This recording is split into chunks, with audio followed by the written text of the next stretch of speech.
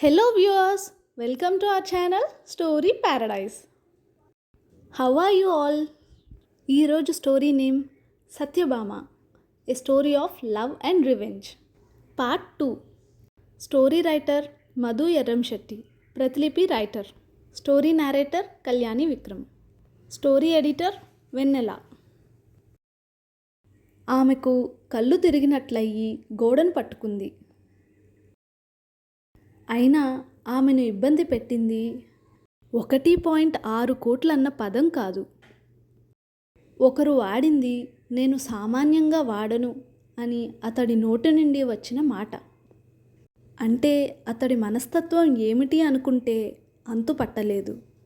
ఆ విషయం గురించి తండ్రితో డిస్కస్ చేసింది. ఏమిటమ్మా నీ భయం? అడిగాడు శ్రీసత్య తండ్రి విజయచంద్ర గారు. అతడి మనస్తత్వం నాన్న, భయంగా అంది సత్య. ఏమైంది దానికి? నవ్వాడు వాళ్ళ నాన్న. అతడు వాడే పర్ఫ్యూమ్ కాస్ట్ ఎంతో తెలుసా అని అడిగింది శ్రీసత్య. ఎంతేమిటి? టీపై మీదున్న ఒక్క పలుకు నోట్లో వేసుకుంటూ అన్నాడు. 1,06,00,000 నాన్న. ఆశ్చర్యాన్ని కంటిన్యూ చేసింది సత్య. కాకపోతే అతడు ఆశ్చర్యపోలేదు. నాకు ముందే తెలుసు తల్లి, పర్ఫ్యూమ్ గురించి కాదు నేను చెప్పేది, అతడి ఆస్తుల గురించి. తండ్రి సంపాదించినవి చాలా ఉన్నాయి. అంత ఉన్నప్పటికీ బయటకి కనిపించడు. సింప్లిసిటీని ఎక్కువగా ఇష్టపడతాడు. ఇంకో ముఖ్యమైన విషయం ఏమిటంటే అతడు తన కంపెనీల్ని చూసుకుంటూనే బయట తెలిసిన వాళ్ళ కంపెనీలో మేనేజర్గా చేస్తుంటాడు అన్నాడు వాళ్ళ నాన్న. అదేం దిక్కుమాలిన హాబీ నాన్న అంది శ్రీసత్య. ఎందుకో ఏమిటో ఖచ్చితంగా నాకు తెలియదు, కానీ తన కంపెనీలో ఉన్న లూప్ హోల్స్ని బయట నుంచి జాగ్రత్తగా అబ్జర్వ్ చేయడం ఒకటి, వర్కర్ల లోటుపాట్లు వాళ్ళ పక్కనే ఉండి తెలుసుకోవటం మరొక కారణమని విన్నాను. అంటే తన కంపెనీ వర్కర్లని తనే నమ్మలేకపోవటమా అతడి సమస్య? అంది సత్య. అలా ఎందుకు అనుకోవాలి? బిజినెస్ టాక్టిక్స్ కావచ్చుగా అన్నాడు. ఏమో పో నాన్న, నాకైతే అతడు ఏదో సమస్యతో బాధపడుతున్నాడేమో అనిపిస్తుంది అంది ఆమె. ఏంటది అన్నాడు వాళ్ళ నాన్న. సైకలాజికల్ డిసార్డర్, మానసిక రుగ్మత అంది సత్య. అదేమిటమ్మా అంత మాట? అంత పెద్ద బిజినెస్ మ్యాన్ని పట్టుకుని అన్నాడు. లేకపోతే ఏంటి నాన్న, తను వాడిన సెంట్ ఇంకొకరు వాడకూడదంటాడు. తనకే కంపెనీలు పెట్టుకుని బయట పనిచేస్తాడు. ఎలా అర్థం చేసుకోవాలి అతడిని అంది. ఇంతకీ ఏమంటావు నువ్వు అన్నాడు వాళ్ళ నాన్న. మళ్ళీ ఒకసారి ఆలోచిద్దాం అంటాను. మరి మీ ఉద్దేశం ఏమిటి అంది. నా ఉద్దేశం అయితే ఆలస్యం అమృతం విషం అంటాను. ఎందుకంటే మనం శోధించాలే కానీ అలాంటి చిన్న చిన్న సమస్యలు ప్రతి వ్యక్తిలోనూ ఉంటాయి, నీలో నాలో కూడా అన్నాడు నాన్న. సరే ఆ విషయం వదిలే నాన్న, అంత పెద్ద కోటీశ్వరుడు మనల్ని వెతుక్కుంటూ రావడం ఏంటి? అదైనా ఆలోచించాలిగా. ఇంకెక్కడా పిల్లలే దొరకనట్టు ఒక పేదవాడింటికి రావడం ఏంటి అంది. నిజం చెప్పాలంటే నిన్ను ఎక్కడో చూసి గుడిలో అనుకుంటా మనసు పారేసుకున్నాడట. సో అదే ఫోటోని మనం అడ్వర్టైజ్ ఇచ్చిన తెలుగు మ్యాట్రిమోనీలో చూసి ఇలా వచ్చాడట అన్నాడు. ఆమె ఆలోచనలో పడింది. అంత పెద్ద వ్యక్తి తనని ప్రేమించాడంటే గర్వము కలిగింది. అదే సమయంలో ఇక తనలో రేగిన చిన్న చిన్న అనుమానాలకి సమాధానం తానే సర్ది చెప్పుకుంది. తండ్రి చెప్పినట్టు లోటుపాట్లనేవి ప్రతి వ్యక్తిలోనూ ఉంటాయి. కాకపోతే అవి ప్రక్కవారికి సమాజానికి హానికరం కానంత వరకు ఏ సమస్య ఉండదు. ఆ స్పృహ అతడిలో ఉంటే చాలు. అలా అనుకున్నాక ఆమెకు ప్రశాంతంగా అనిపించింది. సరే నాన్నగారు, మీ ఇష్టం వచ్చినట్టు చేయండి అంది. కాకపోతే కథ వీళ్ళెవ్వరూ ఊహించని మలుపు తిరగబోతుందని ఆ సమయంలో ఇద్దరికీ తెలియదు. పెళ్ళి చాలా ఘనంగా జరిగింది. ఖర్చు మొత్తం మధుకర్నే భరించాడు. పెళ్లి కూతురు తరపు నుంచి ఒక్క పైసా కూడా ఆశించలేదు. దాంతో శ్రీసత్య మనసులో అతడి స్థానం మునుపటి కంటే కాస్త మెరుగైంది. అతడి పట్ల ఒక పాజిటివ్ దృక్పథం ఏర్పడింది.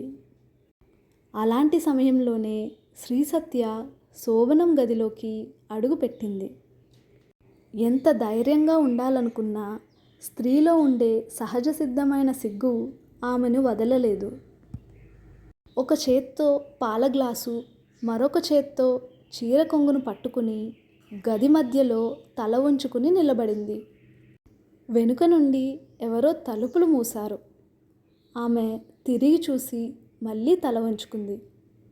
వస్తావా, నన్ను రమ్మంటావా అన్నాడు మధుకర్. తలెత్తి చూసింది శ్రీసత్య. మధుకర్ నడి మంచం మీద స్టైల్గా పడుకుని ఉన్నాడు. తెల్లటి పాలనురుగు లాంటి కుర్తా పైజామాలో అందంగా మెరిసిపోతున్నాడు. అసలే ఎర్రటి శరీరం అతడిది.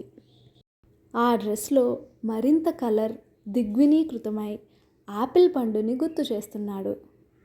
తన్మయత్వంతో చూసింది శ్రీసత్య. శ్రీ, నిన్నే, వస్తున్నావా, నేనే రావాలా? మళ్ళీ అతనే అన్నాడు. శ్రీ అని అతడు పిలిచే విధానం ఆమెకు బాగా నచ్చింది.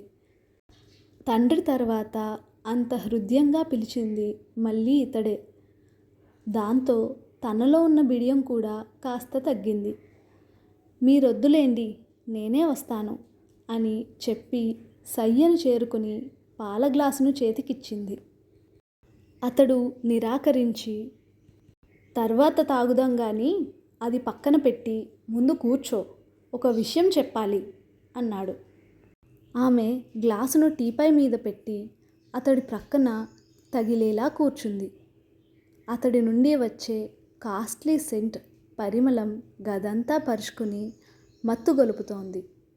ప్రక్క మీద పరిచిన మల్లెలు మనసుని ఎక్కడెక్కడికో తీసుకుని వెళ్తున్నాయి. హోమ్ థియేటర్ నుండి మంద్రస్థాయిలో వచ్చే బీథోవెన్ మ్యూజిక్ వాతావరణాన్ని ఆహ్లాదకరంగా మార్చింది. నా కోసమే ఈ మ్యూజిక్ పెట్టారు కదూ అడిగింది శ్రీసత్య. అతడు కళ్ళార్పాడు. Yes, for you. ఎలా ఉంది తమాషాగా అన్నాడు. ఆమె అరమోడ్పు కళ్ళతో చూసింది. నిజంగా చాలా బాగుంది. సందర్భానికి తగినట్టుగా అన్నీ డెకరేట్ చేశారు. You are good taste. హాయిగా నవ్వింది. నాదేముంది, అన్నీ మీ నాన్నగారే అరేంజ్ చేశారు. కాకపోతే చివరిగా కొన్ని సూచనలు మాత్రమే నేను చేశాను అన్నాడు. ఆ సూచనలే గ్రేట్గా ఉన్నాయి. పక్క మీద love symbol, wall to wall paintings, వాటికి తగ్గ కిటికీ కర్టెన్స్, పల్చటి green colour lighting, Beethoven music. Oh, marvellous. Thank you so much. మెరుపు కళ్ళతో చుట్టూ చూసి అంది. అంతేనంటావా అన్నాడు. Yes, I appreciate you for this effort అని ఆగి మళ్ళీ, అన్నట్టు ఇందాకేదో చెప్తున్నారు, ఏమిటది అంది. నేనన్నానా? ఎప్పుడు అన్నాడు. స్టార్టింగ్లో అంది సత్య. అయ్యో, అసలు మొదలు పెట్టందే, స్టార్టింగ్ ఏమిటి అన్నాడు. ఆ స్టార్టింగ్ కాదు అంది. ఏ స్టార్టింగ్ కాదు అన్నాడు. మీరనుకునేది అంది సత్య. నేనేమనుకున్నానో నీకెలా తెలుసు అన్నాడు. ఆమె చురచురా చూసింది. మీ మాటల్లోని ఆంతర్యం ఏమిటో నాకు తెలుసు. ఇక ప్రెజెంట్లోకి రండి అంది ఓరగా చూసి. ఓ, సారీ, వచ్చేస్తున్నా. చెప్పు, ఏమిటి సంగతి అన్నాడు. మీరే చెప్పాలి అంది సత్య. మీరే కాదు, నువ్వే చెప్పాలి సరిచేశాడు. నువ్వే చెప్పాలి అంది సత్య. ఏం చెప్పాలి అన్నాడు. ఏదో ఒకటి చెప్పండి సందర్భానికి తగ్గట్టు అంది. అతడు ఆలోచించి, సరే, సందర్భం శోభనం కాబట్టి ముందు డ్రెస్ నుంచి మొదలు పెడదాం. ఈ డ్రెస్లో నేను బాగున్నానా అన్నాడు. సూపర్ అంది. సూపర్ అంటే అన్నాడు.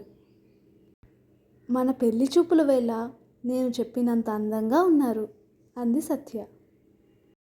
అతడు గుర్తు చేసుకుని నవ్వి, ఏయ్ శ్రీ, ఆ రోజున నన్నేదో చెయ్యాలని ఉందన్నావు, వచ్చి ఇంతసేపైనా ఇప్పటి వరకు ఆ ఊసే లేదేమిటి అన్నాడు.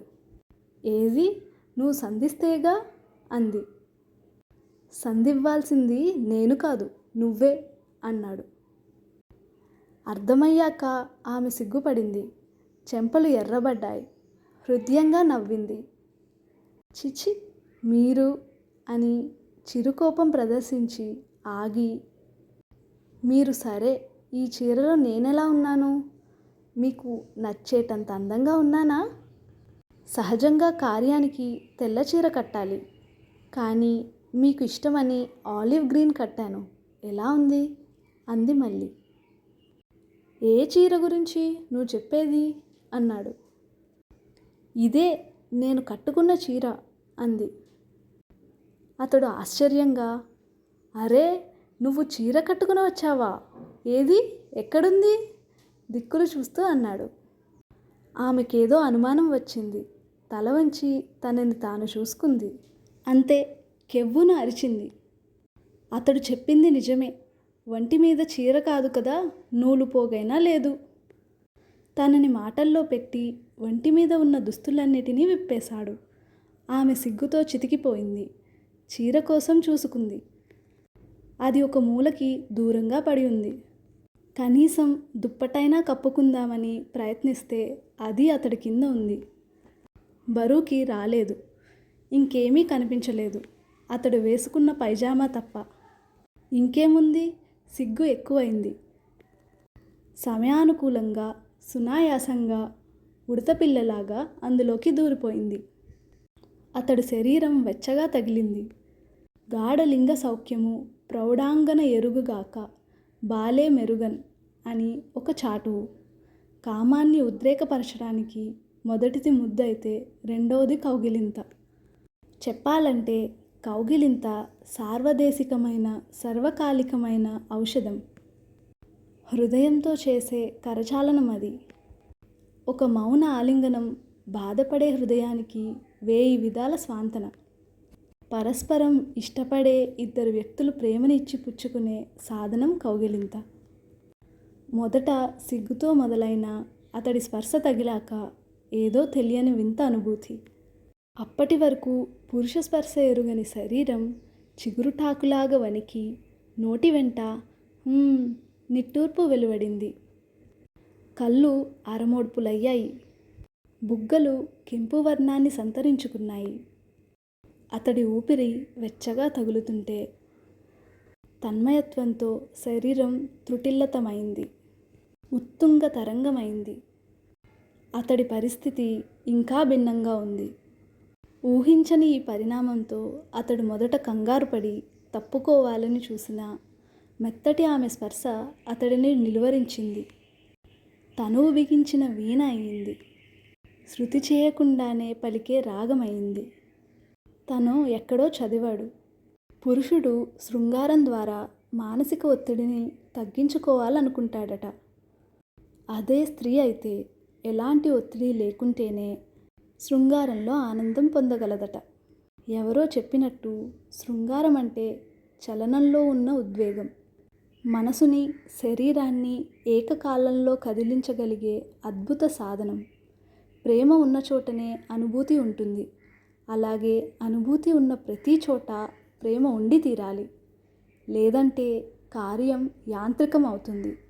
శరీరాలు యాంత్రికమైతే మనసులు స్పందన లేని కంప్యూటర్ చిప్లు అవుతాయి. అతడు స్పర్శలోని సుఖాన్ని అనుభవిస్తూ, శరీరపు వెచ్చదనాన్ని ఆస్వాదిస్తూ, ఆమె లోపలికి చేరుకునేలాగా వీలు కల్పిస్తూ ఉండిపోయాడు. ఆమె మృదువైన గుండెలు హృదయాన్ని గుచ్చుతుంటే మరింత ఉద్రేకపడి ఆమెని తనకి అనుకూలంగా తిప్పుకుంటూ శ్రీ అన్నాడు తన్మయత్వంతో కూడిన హస్కీ వాయిస్తో. చెప్పండి. స్వరం నఖక్షతమైంది. నువ్వెంత అందంగా ఉన్నావో తెలుసా? మెడ వంపులో చుంబించాడు. అవునా అంది. అవును, అద్భుతం. నేను చూశాను నిన్ను నగ్నంగా. బూతు కాదు, భావావేశం, భక్తి ఎక్కువై రక్తిగా మారినట్టు అన్నమాట. ఏమి అందం శ్రీ నీది అన్నాడు. పోనీలేండి, మీ అందంతో పోటీ పడుతున్నానన్నమాట. ఎక్కడో చిన్న గిల్టీ ఉండేది, ఇప్పుడు అది పోయింది చెప్పి అతడు పెదవులు అందుకుంది. నిజం శ్రీ, నా జన్మ ధన్యమైంది అన్నాడు. మరీ ఎత్తేయకండి, నాకు గర్వం పెరిగిపోతుంది. అప్పుడు మీరే ఇబ్బంది పడతారు.